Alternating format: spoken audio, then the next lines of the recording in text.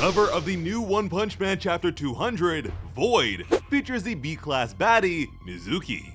It's always nice to see Murata give us something that isn't from the Fubuki or Tatsumaki piles on his desk. Vito Sound Sonic reminisced on his previous battles against Saitama, experiences that he considered to be an incredible source of training. But seeing the current Flashy Flash in action was enough to give him pause. Flash's growth was beyond imagination. However, Sonic's pride would still not let him place the ninja hero above himself.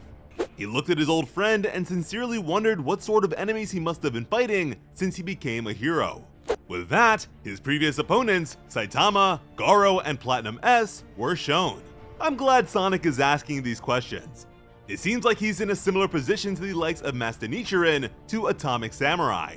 He's able to recognize that hero work has served as a major boost of strength for his rival. Hopefully that's enough for him to consider going down the same path. After all, even Saitama is a hero. From there, the question then becomes, would he join the Hero Association or the Neo Heroes? Joining the association would allow him and Flashy Flash to be an incredible ninja duo, and we've seen how effective that can be, while being with the Neo Heroes would further the extent of their rivalry. Which of the two sounds better to you?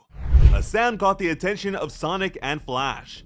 Despite his grave wounds, Violent Force was still alive. He admitted to being impressed by his junior ninjas. He also assumed that they were just pretending to be failures back in the village. Before he finally met his end, he wanted to know why Flashy Flash had betrayed the ninja village. Yet again, we have a tease of Flashy Flash's mysterious betrayal. Instead of answering, Flash remained silent, while Sonic pointed out how self-centered the shinobi is. Force stayed quiet for a moment, then he smiled. He let the two know that they were still nothing compared to the founder of the ninja village. That man, MT Void. According to him, that man could endlessly use ninjutsu so powerful that you might mistake them for genjutsu illusions. In the old version, MT Void was a master of genjutsu, but although his illusions were powerful, they didn't deal any physical damage. We know that the revamped version of the character is far stronger, so maybe the lines are blurred for him. Force admitted that even if they all attacked the guy together, they wouldn't even be able to call it a fight. Sonic had to ask if this guy was under the influence or something.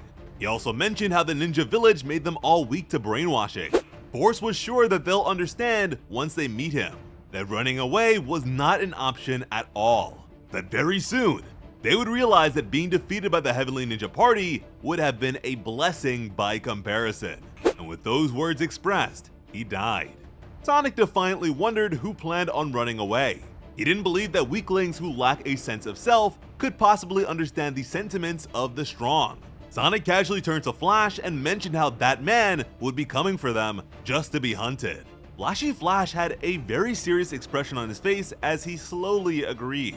This caught Sonic's attention, but he decided to move on. Looking around, he wondered if Flashy Flash believed that the guy was already within range. Flashy Flash said that he wasn't getting that impression, but at the very least, he should be.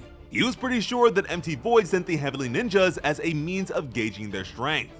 Flashy Flash approached Sonic and began asking him something as he pulled out an object. Just then, the real Flashy Flash was frantic and yelled at Sonic not to touch the object. But Flash was too late. Sonic now held onto one of God's cubes in his hand. God's power surged through his body and targeted his brain. Flashy Flash cleaved through this sinister doppelganger, but in the next instant, he was shockingly held by the arm as the reflection of his face was split with the hideous appearance of that man. He was way too slow. Flash immediately tried to kick the creature. MT Void had no trouble dodging the attempt and simultaneously pressed the cube onto Flash's chest. Now, MT Void is back to looking like he did before absorbing so much cosmic power. So it seems like that might just have been a transformation for him, which means that anything we see from this state is far from his true power. Flashy Flash's eyes went wide at the sight of his failure. The very same surge of God's power entered his body and followed an identical process. All he could do was helplessly look at a smiling MT Void as he began plummeting into a void of darkness. When Flashy Flash woke up, he was a kid again. He was lying in a field of grass. He got up and wondered where he was. Flash was alerted when he saw Sonic standing on top of a hill with his arms crossed. Flash called out to his friend, who was happy to see that he'd finally woken up. The young ninja admitted to being glad they fled the village together. Now they could finally be a proper team in the place where they dreamed about. Flashy Flash looked at him with wide eyes. Then he realized where they were, and he was actually relieved by it. He told his friend that he just woke up from having a scary dream.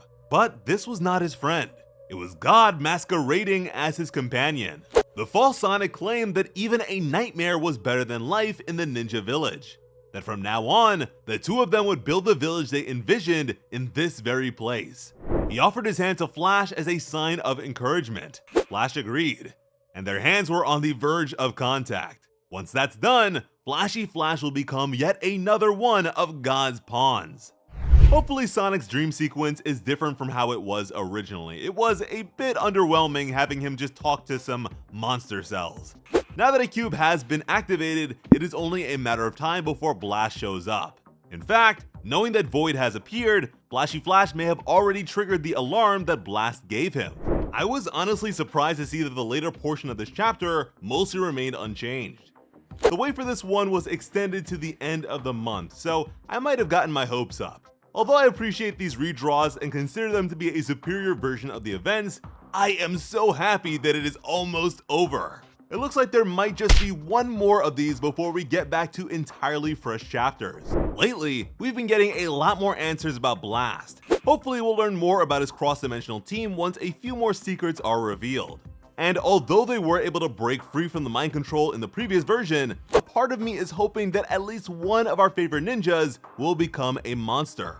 I am just way too curious how they would look and how powerful they would become.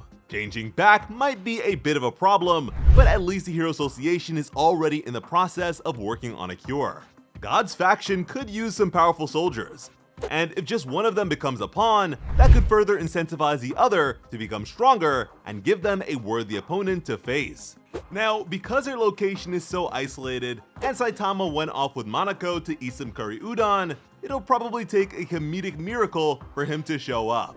Blast is still very interested in Saitama's power and the nature of it. So for the sake of maintaining that mystery, it might take a while for him to be included, but fingers crossed.